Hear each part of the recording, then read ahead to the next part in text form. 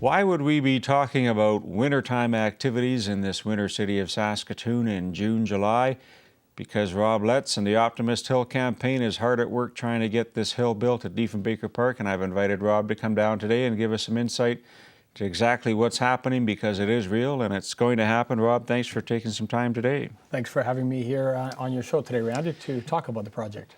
I want to know a little bit about how this all started, because it's a massive project and it's a great story. So maybe start from the beginning on how this came to be. I think probably goes back to probably as early as the late 2012, if you can believe that. Almost about 5.5 years, we concepted the idea of maybe bringing a bit of a tube park to town.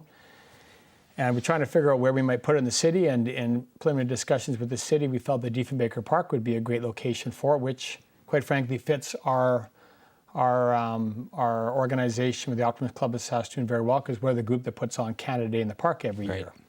So we began doing some of our preliminary work and did some surveys and studies and found out that it was very much an interested item in Saskatoon to have more outdoor winter activities that didn't necessarily center around the traditional winter activities. So with that in mind, we then began aggressively pursuing it, and it had to go through multiple steps with the city. And probably in 2014, we got city approval to go ahead, unanimous support, and started our fundraising campaign.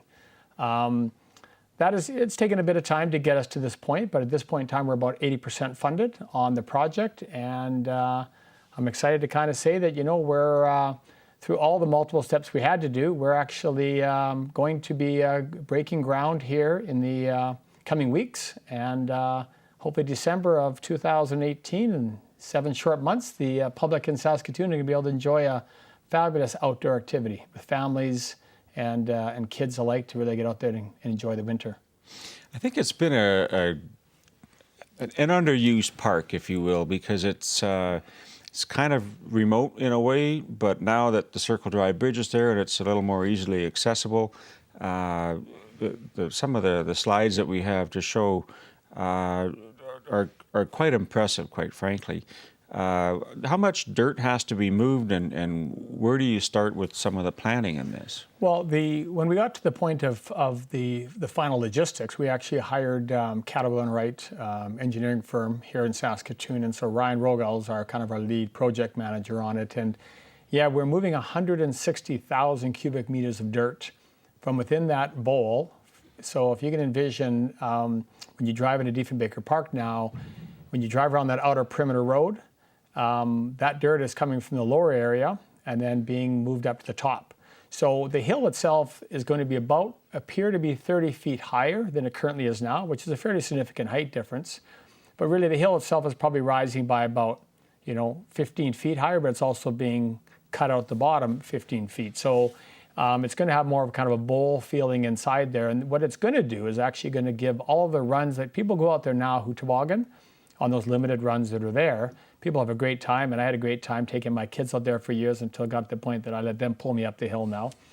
But the runs will now be used to be about 80 meters in length. They're now going to be between 120 to 160 meters in length. So in some cases, they're almost going to be double the length for people to get out there and enjoy.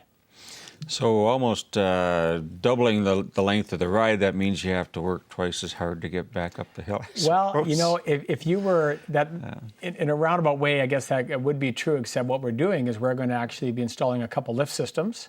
In the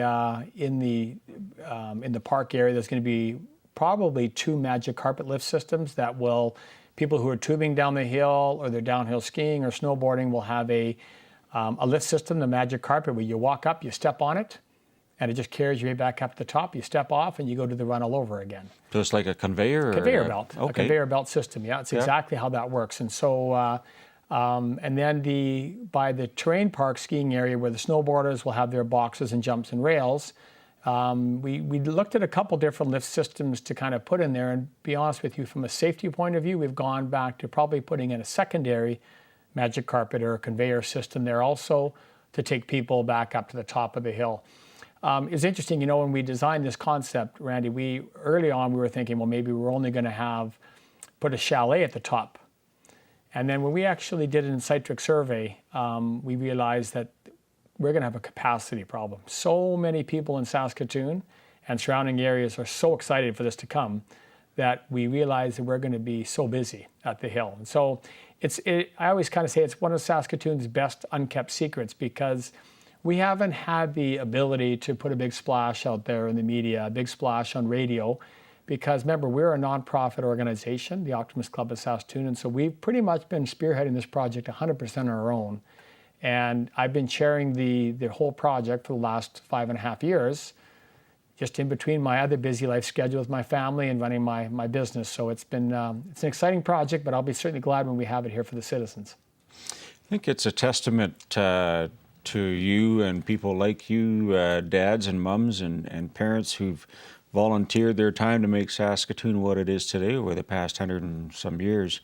When you look at how to bring this together, do you take the Hill and look at phase 1 and phase 2, or do you just build it all at once, or what do you want to do with that? Just more so from a logistical point of view and financial costs, obviously we built the Hill into 2 phases. So phase 1, which we're going to be proceeding with right away, that is Build the Hill. That's our main campaign, Build the Hill.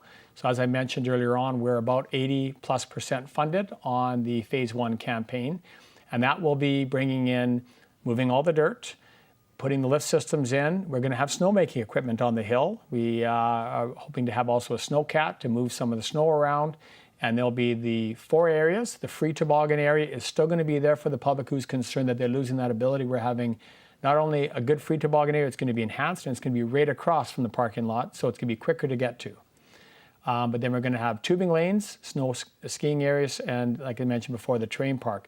That'll be phase 1. So normally where the chalet was going to go for phase 2, until we raise enough money to proceed with that part of the project, we're going to put a little village in there and kind of have a warm atmosphere where people can come in there and they can get their tickets for the lift systems, they can get their tube rentals, whatever they need. If they do need snowboard or ski equipment to rent, they can get that there. But we'll have a concession area for warm up and people to, have a hot chocolate or a coffee or a healthy snack, and hopefully more of a social outside gathering for families, again, to get out and have some fun. Well, there's a pent-up demand with, us being a winter city. I mean, you can put $1,000 on a bet and win that it's going to be cold this winter. So I'm pleased to see this go ahead. We have 5 children, and I know that trying to keep them busy and things like that, you want something to do together as a family. Will it be open into the evening hours, or how do you envision it kind of rolling out? Yeah, I think we're just kind of working through some logistics of that, but we will be open come wintertime, 7 days a week. What we envisioned is during the school days, actually being available for the schools to kind of come in, for school groups to come in and get outdoor activities. We have had some preliminary discussions with 2 of the 3 school divisions a few years back, and they're very much interested in hoping being able to add this to part of the school curriculum. If at all possible, we need to have a couple, 2 or 3 activities of outdoor activities that would qualify. So we're going to continue working with them and looking at those avenues. But to the public, probably Monday through Friday, it's going to be open. We're anticipating to be open probably from about 3:30, 3 o'clock, maybe right on till 9 o'clock at night. And then on the weekends, we'd be opening probably as early as 9 in the morning and being right open till probably 9 o'clock at night for the Saturday, Sundays, and obviously the long weekends. So, but we are hopeful that we'll be opening in sometime in December of this year. 2018, because 2018. I think that there's a lot of people that may watch the show and think, well, that just can't be possible, but this is full throttle and you're going hard. And like I'd mentioned before, I just earlier today had a conversation with the project manager, and some pre-development work is going on in the park probably as early as next week with the water sewer line work that we have to do because, we used to have water running out of that lower park area by a culvert. Yes, yeah. And it really kind of ran on the riverbank and was probably a bit more erosive than people realized. Well, what we're doing is we're actually putting in a proper drain system so that it's going to be linked directly to other drain systems and out to an outflow area. So we're actually removing potential erosion to that park area, which we think is, again, trying to be good caveats and good citizens within the city to help the project be beneficial. You know, the MVA's worked with us, the city's worked with us to make sure that we're kind of hitting all the areas that they wanted covered, at the same time recognizing the importance of the project. And both those entities are very much in favor of this project. Are there going to be any jumps or anything like that for any of the tubing or tobogganing? Well, the tube lanes, if you can envision, it's almost like, envision maybe a 6-8 foot or 10-foot area where there's almost like snow built up on the side, so that when you're in your tubing lane, you might hit the side, but you're going to always stay in your lanes to the bottom of the hill. So there'll be 4 to 5 tubing lanes that are going to be there. And then as far as jumps go, when you get over to the terrain park, there'll be things like boxes that the kids will ride up, and you can have inverted boxes, rails. So it's just a long steel rail. We've actually had the rail, the amenities on that hill were donated by Rhino Repair in the city. They actually were able to have gotten a lot of the old equipment from the old Blackstrap.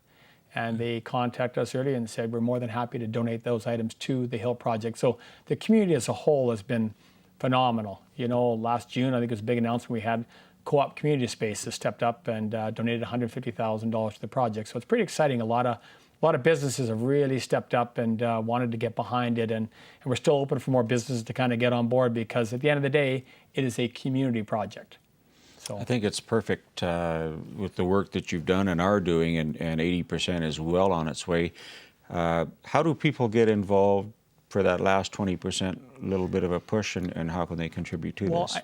I think the best way for them to get involved would be they would go to our website. So it's www.optimisthillcampaign.ca. And on there's an actual donate button. If they go to the website, a donate button, and that links them directly to the Saskatoon Community Foundation, our partner for charitable donation receipts.